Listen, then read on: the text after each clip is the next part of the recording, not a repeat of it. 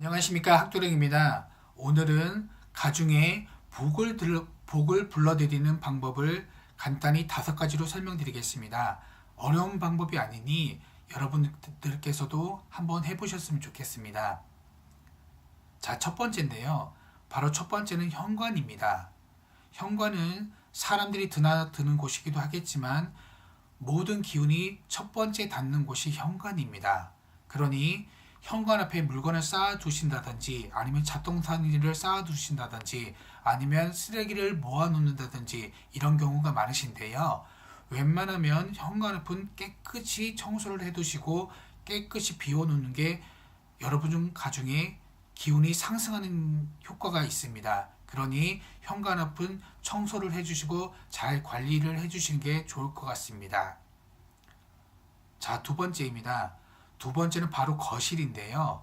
거실은 가족들이 모여서 대화도 나누고 TV도 보고 음식도 먹고 하는 곳이죠. 그런데 이 거실을 잘 활용하시면 사업하시는 분들이라든가 가족의 화합을 바라시는 분들한테는 아주 좋은 방법이 될 수 있습니다. 바로 거실 모퉁이에다가 간접 조명을 설치하는 건데요. 이 간접 조명을 설치할 때 어디다 둬야 될까요? 궁금해 하시는 분들이 많으신데요. 방법은 아주 간단합니다. 거실 불을 끄신 상태에서 본인이 거실 모퉁이 네 곳을 쳐다보셨을 때 제일 음침하거나 기운이 약간 싸하다던가 차가운 느낌이 드는 곳이 바로 그곳입니다. 그런 곳은 기운이 모이는 곳이 아니라 흩어지는 곳이기 때문에 그곳에 간접 조명을 설치하셔서 밝혀주신다면요.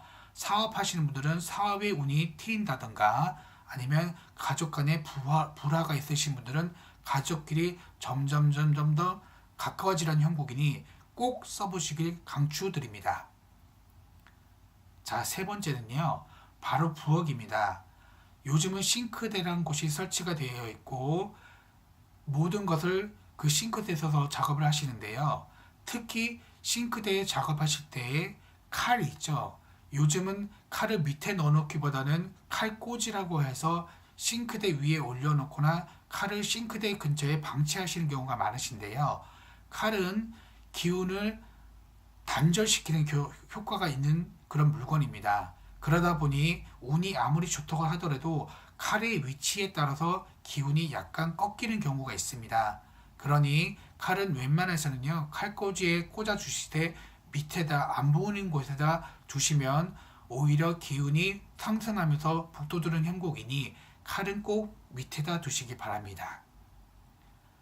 자, 네 번째는 각 가정에 있는 화장실입니다.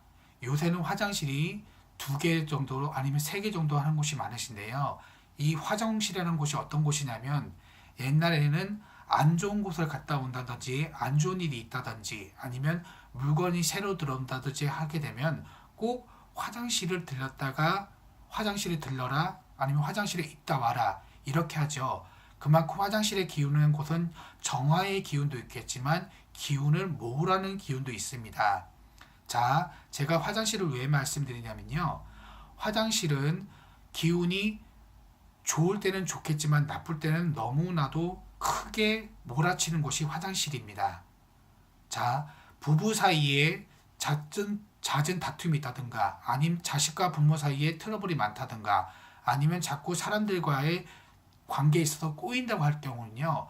화장실이 문제가 되는 경우가 많습니다. 그러니 이런 화장실 같은 경우는 늘 환기를 시켜주시고요. 그리고 일주일에 한 번은 꼭 청소를 해두시는 게 좋습니다. 그리고 만약에 이게 좀 어렵다고 하실 때는요. 화장실에다가 조그맣게 접시에다 담아서 소금을 놔두시는 경우도 가장 좋은 방법입니다. 그리고 부부 사이에 자꾸 금이 간다든가 싸우는 일이 많다든가 하실 때는 부부 침실 내에 있는 화장실에서 머리를 두 분이 어느 방향으로 두시고 계시는지를 한번 봐주세요. 만약에 머리가 화장실 쪽으로 향하고 있다고 하시면요. 당장 침대 위치를 바꾸시는 게 부부 관계에 있어서 큰 도움이 됩니다. 자, 5번째인데요. 5번째는 바로 화초입니다.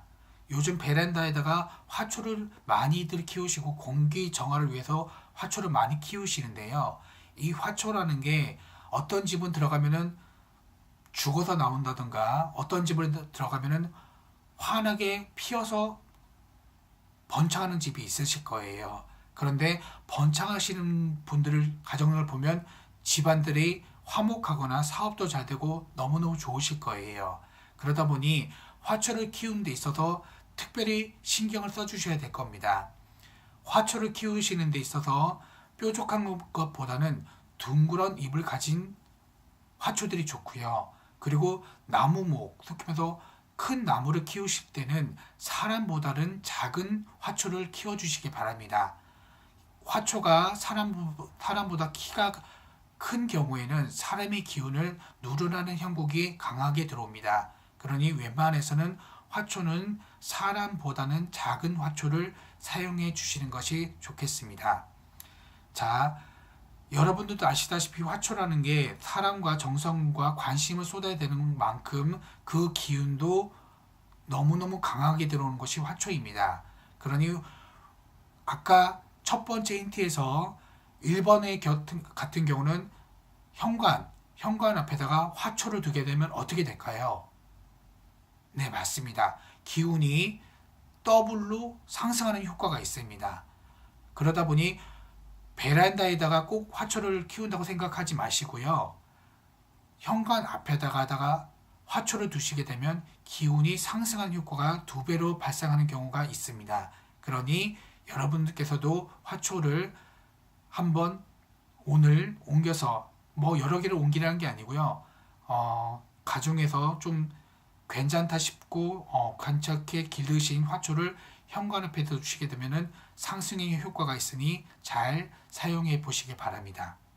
이 5가지 방법이 어찌 보면 간단하다 수도 있겠지만 어찌 보면 되게 큰 효과를 불러올 수도 있습니다. 여러분들께서 한번 사용을 해보시고요. 더 궁금한 점이라든가 더 묻고 싶고 알고 싶은 게 있으시면 저에게 알려주시면 제가 성심성의껏 답변을 드리도록 하겠습니다. 오늘 하루도 활기차게 생활하시고요. 이상 학도령이었습니다. 감사합니다.